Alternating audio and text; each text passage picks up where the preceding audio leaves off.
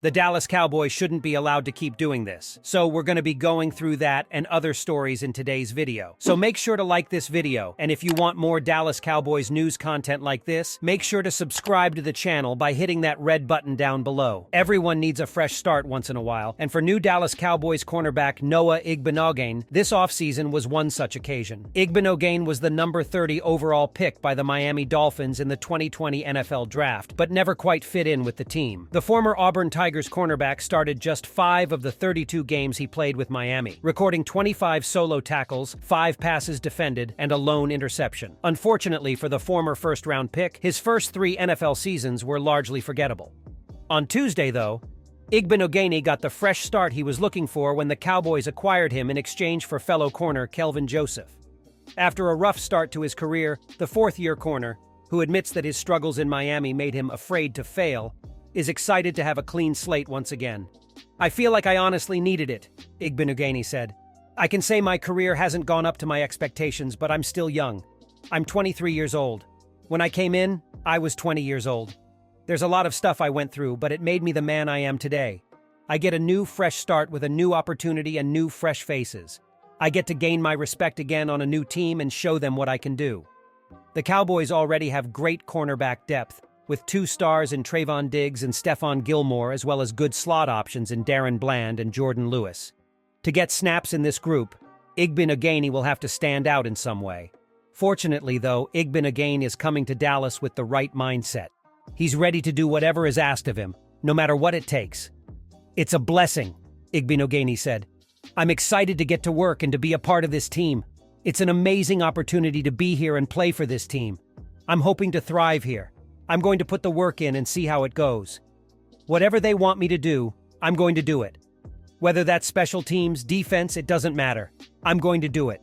I just want to help and serve this team as best I can." Igbinoghene may have had a rough first chapter in Miami, but now he feels like everything is still ahead of him in Dallas. "The vision, the dream, and the goals I have for my life and career, I feel like it can take place here with the Cowboys," Igbinoghene said. The Dallas Cowboys are seemingly always in the mix for star players, at least in the minds of national media members, so a recent piece of NFL news probably at least caught their attention. Specifically, Tampa Bay Buccaneers receiver Mike Evans is at an impasse over extension talks beyond this season.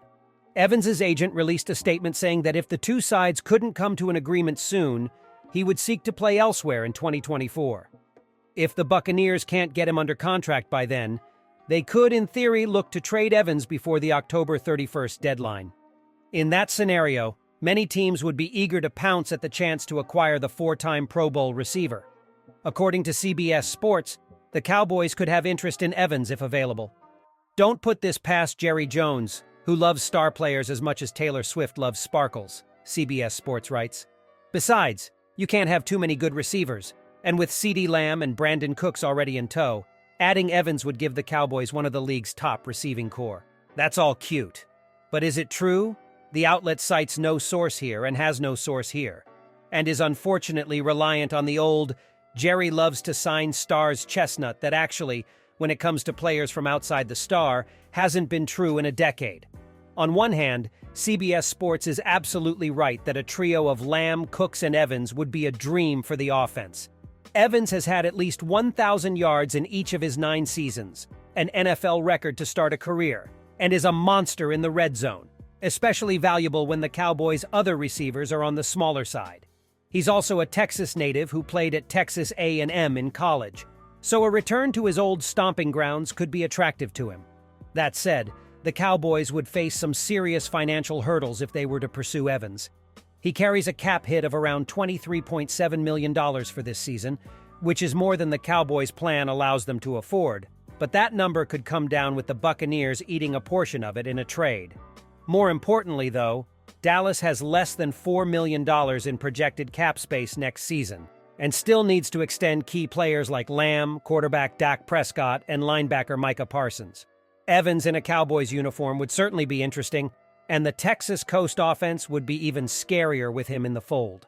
However, acquiring him would be a challenge from a financial standpoint.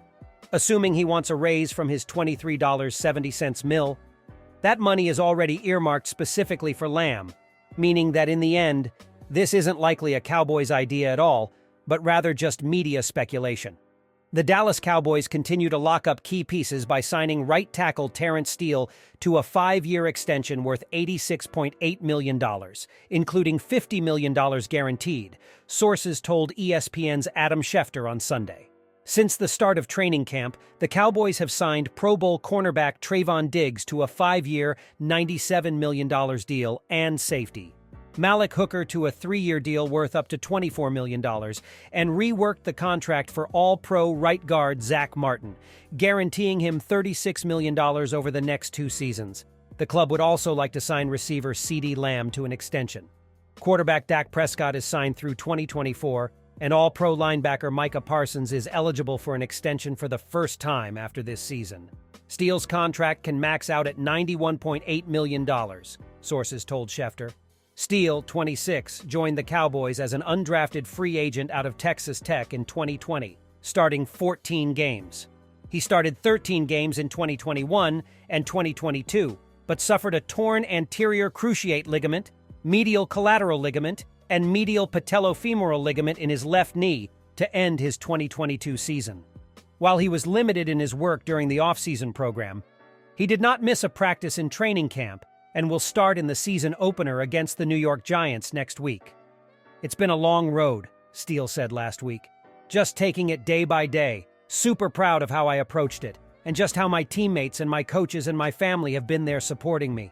Without them, it would have been a lot harder." Steele made an immediate impression on Coach Mike McCarthy in 2020. "I can remember watching him move in rookie orientation there, the pandemic year, just being impressed with him from day one, and we hadn't even put the pads on yet," McCarthy said last week. "His work ethic and just the way he goes about it, he's always been no-nonsense, extremely coachable, very bright, and he's a glue guy. He's really connected strongly not only in the O-line room, but the locker room. Terence is a stud."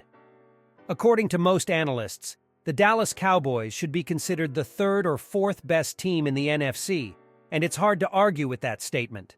Their roster is stacked with good players, and even though there are some legitimate concerns about Mike McCarthy's decision-making, especially in the postseason, they should find plenty of success next season.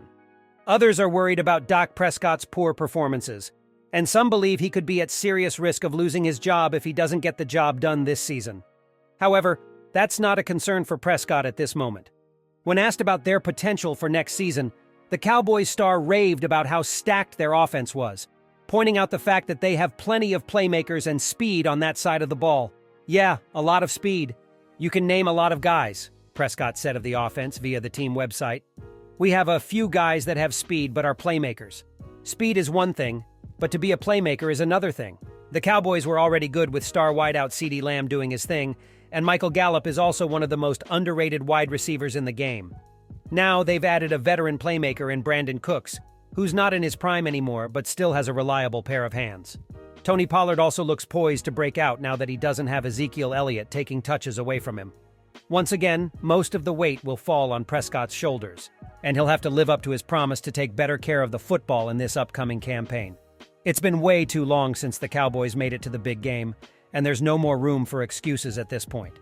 The Dallas Cowboys could benefit from signing a former Super Bowl champion tight end.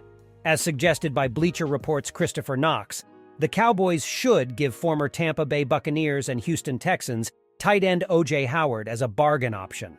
Knox argues that Dallas's lack of experience at the tight end position, all 3 of their top tight ends are 24 years of age, should motivate them into signing an experienced player such as Howard. The Dallas Cowboys should give Howard a look, as they have a largely inexperienced tight end room, headlined by second-year player Jake Ferguson and rookie Luke Schoonmaker, writes Knox. The Cowboys are looking to win now.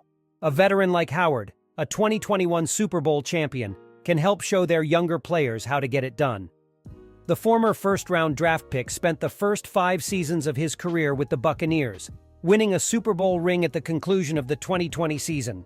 However, he missed the team's Super Bowl win, and the majority of that season, he appeared in just 4 games, due to a torn Achilles suffered early in the year. Howard, who was also a national champion at the University of Alabama, has never come close to living up to his billing as a first-round pick. Howard started during the first 3 seasons of his career in Tampa Bay, topping out with 34 receptions and 565 receiving yards, 16.6 yards per reception, during the 2018 season. However, he lost his starting job during the 2020 season when Rob Gronkowski came out of retirement and failed to make a dent in the receiving game with Tom Brady under center.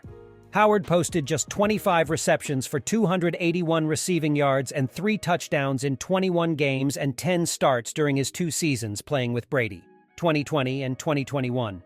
While Howard eventually latched on with the Texans for the 2022 season, he also failed to make much of an impact, serving mostly as a blocker while posting just 10 receptions for 145 receiving yards and 2 touchdowns in 13 games and 10 starts.